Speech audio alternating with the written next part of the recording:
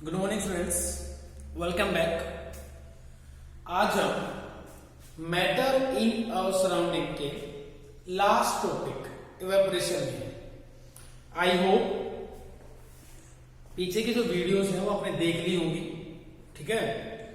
और आज हम लास्ट वीडियो में हैं इवेपोरेशन। मोस्ट प्रोबेबली आज ही इवेपोरेशन को हम खत्म कर देंगे। रेयरली मेरे ख्याल से कोई ऐसा पॉइंट रहा होगा, ठीक है, या तो ये लास्ट या फिर सेकंड लास्ट। अगर कुछ रहा होगा तो हम एक वीडियो और लेके आएंगे इसमें, ठीक है। कुछ अच्छे अच्छे क्वेश्चंस के लेके आएंगे, कुछ इंक्लूड कर देंगे उसके अंदर अगर कुछ रहा होगा तो। नहीं तो मोस्ट प्रोबेबली आज ये लास्ट लेक्चर होने वाला है फर्स्ट चैप्टर का। चलो, अब ये इवेपोरेशन होता क्या है ना। Evaporation, what do you mean by evaporation, ठीक है। देखो, इवेपोरेशन का मतलब होता है कि जो लिक्विड आपके पास होता है, ठीक है, वो वेपर के अंदर कन्वर्ट हो जाता है, वेपर से अंदर। ये तो हो गया कि भाई ये देखो इवेपोरेशन हो गई। इससे पहले मैं आपसे एक छोटी सी बात पूछता हूं। जब हमने टेम्परेचर दिया था किसी भी सिस्टम को, इसके अंदर लिक्विड था, ठीक है, और यहां जब हमने टेम्परेचर अप्लाई किया था तो यहां से ये बॉयल होने लगा था और वेपर्स निकले थे, ठीक है। एक तो ये वाली पॉइंट। फिर सेकंड हमने पढ़ा था कि प्रेशर अप्लाई करने पे स्टेट चेंज होती है। गैसेस के बारे में हमने पढ़ा था कि गैसेस की कंप्रेसिबिलिटी बहुत हाई होती है, ये हमने पढ़ा था, ये भी पढ़ा था। अब टेम्परेचर बढ़ा दिया, बॉइलिंग होना स्टार्ट हो गया, ये प्रेशर जो है वो इंक्रीज किया तो लिक्विफाई हो गई थी गैस, ठीक है। तो क्या और ऐसा कोई फिनोमिना है कि भाई ना तो आप बाहर से कोई टेम्परेचर दे, खुद टेम्परेचर इंक्रीज ना करें, उसका प्रेशर भी अप्लाई ना करें, और विदाउट बॉइलिंग वेपर बन जाए, है ना। वेपर्स की फॉर्मेशन हो, लेकिन विदाउट बॉइलिंग, ठीक है। Vapours without boiling, without boiling vapours बने। आपने बहुत सारे एग्जांपल देखे होंगे। आप पानी पी रहे हो, है ना, आपके छोटे भाई बहन ने क्या किया, आपके साथ शरारत कर, तो पानी नीचे गिर गया। तो जैसे ही वो पानी नीचे गिरा तो कुछ टाइम के बाद क्या होता है, या तो आप उसको साफ कर देते हो वाइपर वगैरह से, है ना, पोछा लगा देते हो, या फिर अगर आप कुछ भी ना करो तो पानी धीरे धीरे क्या हो जाता है, अपने आप पता नहीं कहां चला जाता है ना। तो ये जो पानी है जो नीचे गिरा था वो क्या हो गया, वो वेपर की फॉर्म में कन्वर्ट हो गया, वेपर में कन्वर्ट हो गया। तो क्या हमने वहां पे उसको हीट किया था? नहीं किया था। क्या वो नीचे गिरने से पानी बॉयल होने लगा था? ऐसा तो नहीं है कुछ भी, वो नॉर्मली था। तो फिर कैसा क्या हुआ, है ना। तो वो जो फिनोमिना है कि लिक्विड का वेपर के अंदर कन्वर्ट हो जाना विदाउट बॉइलिंग, बॉइलिंग नहीं करेंगे हम वहां पे, विदाउट बॉइलिंग जो वाटर है वो कन्वर्ट हो जाएगा वेपर से, विदाउट बॉइलिंग। तो इसको हम क्या कहेंगे, इवेपोरेशन। इवेपोरेशन ये रूम टेम्परेचर पे इजीली हो सकता है। Room temperature means 25 degree Celsius को हम रूम टेम्परेचर बोलते हैं, ठीक है। सर्दियों में भी आपने देखा होगा पानी गिर जाता है, ठीक है, या फिर आपने देखा होगा कि और भी कोई लिक्विड है तो वो धीरे धीरे क्या हो जाता है, सूख जाता है ना। इसका मतलब क्या हुआ कि वो इवेपोरेट हो गया विदाउट बॉइलिंग। वो किसके अंदर कन्वर्ट हो गया, वेपर्स के अंदर कन्वर्ट हो गया, और इसी को हम कहते हैं इवेपोरेशन। बहुत सारे एग्जाम्पल आपने देखे होंगे इवेपोरेशन के, बहुत सारे एग्जाम्पल, ठीक है। तो आज हम इवेपोरेशन के अंदर पढ़ने वाले हैं फैक्टर्स अफेक्टिंग इवेपोरेशन, बिल्कुल डिटेल में, ठीक है, बहुत अच्छे से पढ़ने वाले हैं, कोई भी डाउट नहीं रहेगा। और जो ये इवेपोरेशन है ये सारा की सारा आप विजुअलाइज भी कर सकते हो इसको, है ना। कोई इसके अंदर ऐसी पॉइंट नहीं होगी, कोई ऐसा पॉइंट नहीं होगा जो समझ में ना आए, ठीक है। तो हेडिंग लगा लीजिए फैक्टर्स affecting evaporation। और जब भी पढ़ने के लिए बैठे वीडियो वगैरह देखे तो नोटबुक जरूर उठा लिया करो, है ना, लिखने की हैबिट बनाओ। जो इंपॉर्टेंट पॉइंट लगे कि हाँ ये अच्छा पॉइंट लग रहा है मुझे, जैसे कि ये है पढ़ेंगे फैक्टर्स अफेक्टिंग इवेपोरेशन, इनको लिखने की हैबिट बनाओ साथ साथ, ठीक है। लिखोगे, सुनोगे, फिर उसको लिखोगे तो ज्यादा टाइम तक आप उसको याद रख पाओगे, ठीक है। फैक्टर्स अफेक्टिंग इवेपोरेशन, सबसे पहले है सरफेस एरिया। सरफेस एरिया की बात करते हैं। अब देखो मैं बताऊं कि सरफेस एरिया बढ़ाएंगे तो इवेपोरेशन बढ़ जाएगा, है ना। तो एक बार देख लेते हैं, जिनको नहीं पता उनके लिए जस्ट एक बार छोटा सा देख लेते हैं जल्दी से कि सरफेस एरिया का मतलब क्या होता है, ताकि उनको भी चीज समझ में आ जाए। देखो सरफेस का मतलब क्या होता है, ये सतह, इसको हिंदी में बोलेंगे सतह, सरफेस। ये जो सरफेस है, जनरली जो इवेपोरेशन है ना, ये सरफेस फिनोमिना है, ठीक है। सरफेस से क्या होता है कि जो सरफेस के जो पार्टिकल होते हैं वो इवेपोरेट होते हैं जल्दी। तब होगा क्या कि अगर मान लिया हमने कि ये एक झील है, ठीक है, और ये दूसरी झील है, ठीक है, ये इसको हमने नाम दिया ए, इसको नाम दिया हमने बी। तो सरफेस एरिया किसका ज्यादा होगा? ऑफ कोर्स कहोगे कि सर बी का ज्यादा होगा, बिल्कुल ज्यादा है, सरफेस एरिया बी का ज्यादा है। तब खुद से सोच के देखो कि जब सरफेस एरिया इतना सा है तो सरफेस पे जो पार्टिकल्स होंगे वो किसके अंदर कन्वर्ट होंगे? वेपर के अंदर कन्वर्ट होंगे। अरे हाँ या ना होंगे ना, वेपर्स के अंदर कन्वर्ट होंगे। अगर यहां सरफेस कम है तो कम वेपर बनेंगे, और अगर सरफेस ज्यादा होगा तो ज्यादा वेपर बनेंगे, क्योंकि देखो सरफेस से तो वेपर बन रहे हैं ना। अगर सरफेस ज्यादा होगा तो ज्यादा वेपर बनेंगे। एक आपके पास छोटी सी झील है और एक आपके पास क्या है, बड़ी झील है। तो बड़ी झील क्या होगी, वो ज्यादा दूर तक फैली होगी, तो वहां से जो इवेपोरेशन होगा वो ज्यादा होगा। तो क्या यहां पे लिख सकते हैं कि अगर सरफेस एरिया अगर ज्यादा होगा, if surface area is more than evaporation will B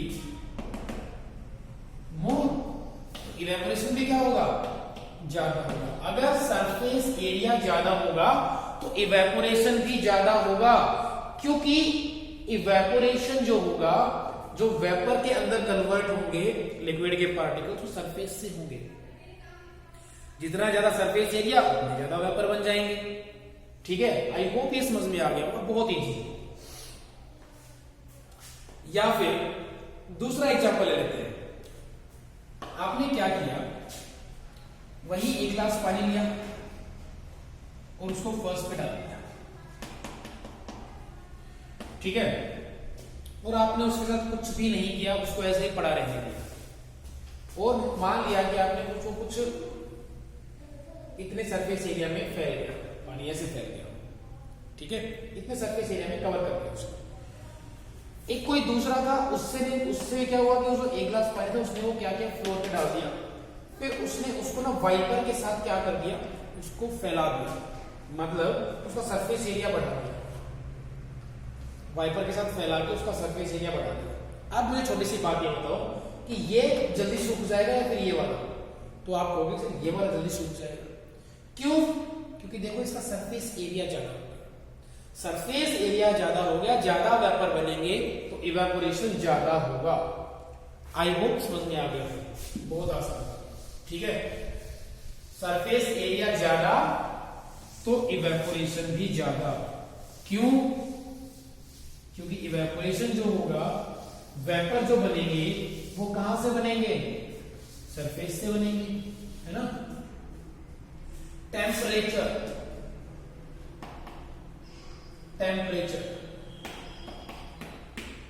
क्या होगा टेम्परेचर बढ़ाने से घटाने से? चलो देख लेते हैं। ये ए कंटेनर, ये बी कंटेनर, यहां पे इसका टेम्परेचर है 25 डिग्री सेल्सियस और यहां पे इसका टेम्परेचर है 70 डिग्री सेल्सियस। इसके अंदर भी वाटर है और इसके अंदर भी वाटर है। आपने इसको टेम्परेचर नहीं दिया नीचे ना, और यहां पे आप ये पहले 25 था, 25 से 70 डिग्री सेल्सियस हो गया टेम्परेचर लेने। अब एक बात देखो, टेम्परेचर बढ़ा दिया, जैसे ही टेम्परेचर बढ़ाया तो क्या ऐसा नहीं होगा, कि हम पहले की वीडियोस में भी पढ़ चुके हैं कि ये पार्टिकल्स इस हीट एनर्जी को गेन करेंगे ना। अगर ये इस हीट एनर्जी को गेन करेंगे तो ये इनकी एनर्जी ज्यादा हो जाएगी, और एनर्जी ज्यादा हो जाएगी तो ये क्या होंगे, ज्यादा स्पीड से मूव करेंगे, तो इनके बीच में जो फोर्स ऑफ अट्रैक्शन है वो कम हो जाएगा और ये अल्टीमेटली वेपर के अंदर कन्वर्ट हो जाएगा। तो क्या 25 डिग्री सेल्सियस पे जो पार्टिकल्स थे, 70 डिग्री सेल्सियस पे जो पार्टिकल्स थे, उनमें से काइनेटिक एनर्जी किसकी ज्यादा होगी? ऑफ कोर्स होगी सर, काइनेटिक एनर्जी तो इनकी ज्यादा होगी क्योंकि यहां टेम्परेचर ज्यादा है। तो जिनकी काइनेटिक एनर्जी ज्यादा होगी तो क्या वो एक अच्छी स्पीड से वाइब्रेट करेंगे, मूव करेंगे, तो जल्दी से वेपर कौन बनाएंगे, ये वाले। तो अगर मैं कहूं कि टेम्परेचर को अगर इंक्रीज करेंगे, if temperature increases then the evaporation will B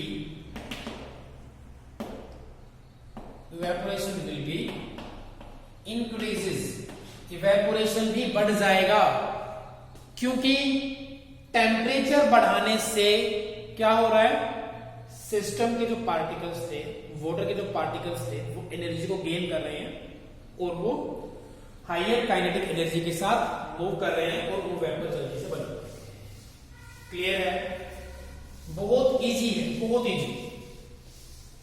थोड़ा सा इसको रिलेट करके पढ़ो और ध्यान से अगर सुनोगे तो सुनते सुनते भी आ जाएगा, ये बहुत इतना इजी है। ठीक है? Third one is humidity.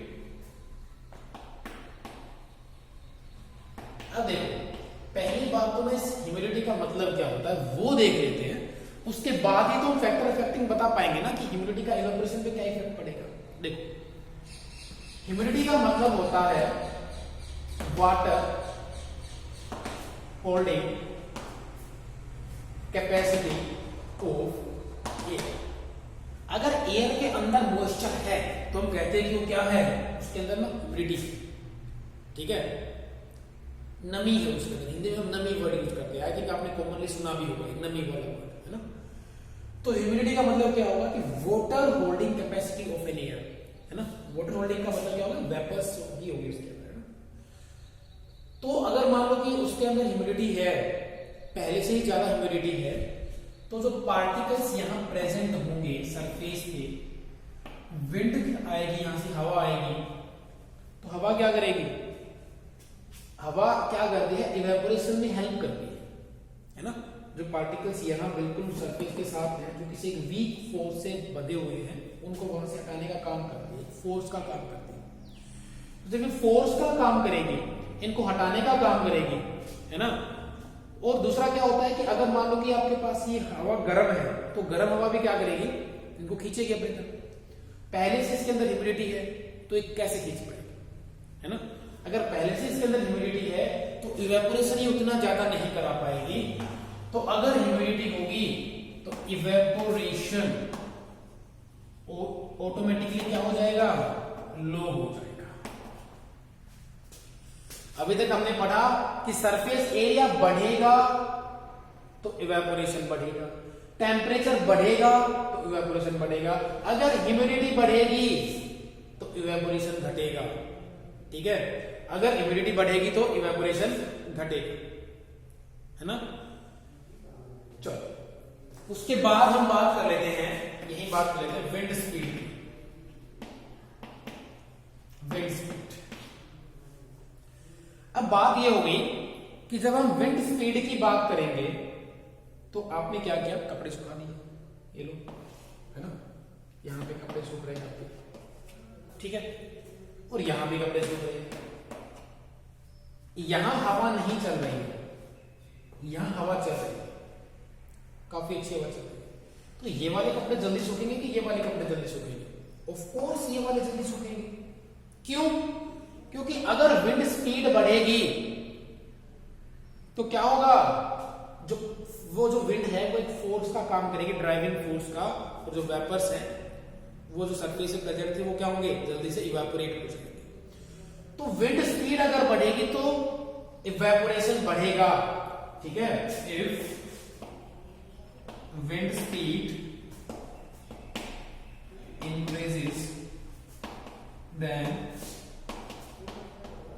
evaporation increases।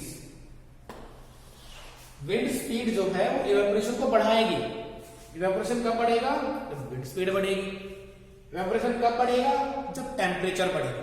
Temperature वाले केस में आप एक एग्जांपल और ले सकते हो, अगर ये 70 डिग्री 25 डिग्री सेल्सियस में प्रॉब्लम है, इन्हीं का एग्जांपल ले सकते हो। इनको आपने कहां सुखा दिया, सर्दियों में सुखा दिया, विंटर्स, और इनको आपने सुखा दिया गर्मियों में। तो सर्दियों में टेम्परेचर कम होता है, गर्मियों में टेम्परेचर ज्यादा होता है। तो सर्दियों में जल्दी सूखेंगे कपड़े या फिर गर्मियों में जल्दी सूखेंगे? ऑफ कोर्स गर्मियों में जल्दी सूखेंगे, सभी को पता है ना, कॉमन सेंस की बात है। तो गर्मियों में जल्दी कपड़े क्यों सूख रहे हैं? क्योंकि देखो टेम्परेचर ज्यादा है, ये ध्यान रखने वाली बात है। टेम्परेचर बढ़ा तो इवेपोरेशन हुआ, यहाँ पे भी इवेपोरेशन हो रहा था, लेकिन यहाँ रेट स्लो था, कम स्पीड से इवेपोरेशन हो रहा था, इसीलिए कपड़े 2-2 दिन में सूख रहे थे आपके। और यहां इवेपोरेशन की स्पीड बहुत ज्यादा है ना, रेट बहुत ज्यादा है, इसीलिए क्या हो रहा है, कपड़े जल्दी सूखे जा रहे हैं, ठीक है। तो ये फैक्टर्स अफेक्टिंग हमने पढ़े इवेपोरेशन की, ठीक है। सरफेस एरिया अगर बढ़ेगा तो इवेपोरेशन बढ़ेगा, अगर टेम्परेचर बढ़ेगा तो इवेपोरेशन बढ़ेगा, अगर विंड स्पीड बढ़ेगी तो भी इवेपोरेशन बढ़ेगा, लेकिन अगर ह्यूमिडिटी बढ़ेगी तो क्या होगा, अगर ह्यूमिडिटी बढ़ेगी तो क्या होगा, इवेपोरेशन डिक्रीज होगा। क्लियर? चलो इसके बाद हम एक दूसरे बात कर लेंगे कि इवेपोरेशन जो होता है ना, cooling bye evaporation, cooling bye evaporation. अब इसके बारे में बात करें, कूलिंग बाय इवेपोरेशन का क्या मतलब है ना, क्या इवेपोरेशन होता है तो हमें ठंडा फील होता है? अभी बात करते हैं। देखो ये लो, अगर मान लो हमें बहुत ज्यादा गर्मी लग रही है ना, तो क्या होगा, स्वीटनिंग होगी, पसीने वगैरह आएंगे, तो उससे क्या होगा, क्या देखो जब हम कभी खेतों वगैरह में काम करते हैं, खेतों में काम करते हैं, तो बहुत ज्यादा काम करने के बाद जब हम बैठते हैं तो जो हवा, जब ठंडी ठंडी हवा लगती है तो कितना अच्छा लगता है ना, कितनी अच्छी लगती है वो, है ना। तो वो जो पार्टिकल्स थे, वाटर के जो ड्रॉपलेट्स थी स्वेट्स की फॉर्म में, ठीक है, जो स्वेट थे वो क्या होंगे, इवेपोरेट होंगे। और अगर वो इवेपोरेट होंगे तो ऐसे तो इवेपोरेट नहीं होंगे, जो सरफेस है, सराउंडिंग है, वहां से एनर्जी को कलेक्ट करेंगे, उसके बाद इवेपोरेट होंगे। क्योंकि देखो अगर उनकी एनर्जी ज्यादा होगी, है ना, तभी तो इवेपोरेशन होगा। तो अगर वो एनर्जी को गेन करेंगे तो कहां से गेन करेंगे, सराउंडिंग से, और जिस जगह से वो एनर्जी को गेन करेंगे वहां पे एनर्जी क्या हो जाएगी, ऑटोमेटिक कम हो जाएगी, तो हमें कैसा फील होगा, ठंडा ठंडा फील होगा। इसीलिए हम कहते हैं कि इवेपोरेशन जो होता है उससे कूलिंग होती है, कूलिंग बाय इवेपोरेशन। एसीटोन आपने यूज किया होगा, है ना, इसको नेल पॉलिश रिमूवर भी बोलते हैं। अगर उसको आप हाथ पे रखते हो तो आपको बहुत ठंडा ठंडा फील होता है। क्यों? क्योंकि जो एसीटोन के पार्टिकल्स हैं वो क्या करते हैं, आपकी हथेली जो है, पाम जो है, यहां से क्या करेंगे, एनर्जी को एब्जॉर्ब करेंगे। क्या करेंगे, एनर्जी को एब्जॉर्ब। और अगर एनर्जी खुद लेंगे तो अगर आपके पाम पे एनर्जी कम होगी तो आपको ठंडा लगेगा, और वो क्या करेंगे, फिर एनर्जी एब्जॉर्ब करके बहुत जल्दी इवेपोरेट हो जाएंगे। क्या हो जाएंगे, बहुत जल्दी इवेपोरेट हो जाएंगे। आप क्या करो, यहां पे आपने 3-4 ड्रॉप वाटर की डाली और इस वाली पे 3-4 ड्रॉप आपने एसीटोन की डाली, तो कौन जल्दी इवेपोरेट होगा, एसीटोन। क्यों? क्योंकि जो एसीटोन जो होता है वो हाईली क्या होता है, हाईली वोलेटाइल इन नेचर होता है, मतलब वो बहुत जल्दी क्या हो जाता है, इवेपोरेट हो जाता है, क्योंकि वो पार्टिकल्स जो हैं वो बहुत जल्दी सरफेस से एनर्जी को गेन करते हैं, और जब सरफेस से एनर्जी को गेन करेंगे तो सरफेस का टेम्परेचर ऑटोमेटिक कम हो जाएगा, जिससे क्या होगा कि हमें ठंडा फील होता है। तो इवेपोरेशन, कूलिंग बाय इवेपोरेशन, जब इवेपोरेशन होगा तो हमें कैसा फील होगा, हमें ठंडा फील होता है। आई थिंक ये क्लियर हुआ होगा, ठीक है, कि क्यों कूलिंग बाय इवेपोरेशन होता है। ओके, तो ये हमने फैक्टर्स अफेक्टिंग इवेपोरेशन भी पढ़ लिया, और आज हमारा ये चैप्टर भी कंप्लीट हो गया, ठीक है। आई होप ये समझ में आ गया होगा, और अगर किसी ने बीच बीच से वीडियोस देखी हैं तो उनको समझ में नहीं आएगा। पहले पूरी वीडियोस अगर आप देख लोगे तो उसके बाद क्या है कि सिस्टमेटिक तरीके से चलता है ना, कॉन्सेप्ट एक दूसरे से कनेक्टेड रहते हैं, ठीक है। तो पहले वाली वीडियोस जो है वो भी देखना बहुत जरूरी है, तो जिन्होंने नहीं देखी है वो जरूर देख ले। ओके, थैंक यू स्टूडेंट्स, मन लगा के पढ़ते रहिएगा। Thank you.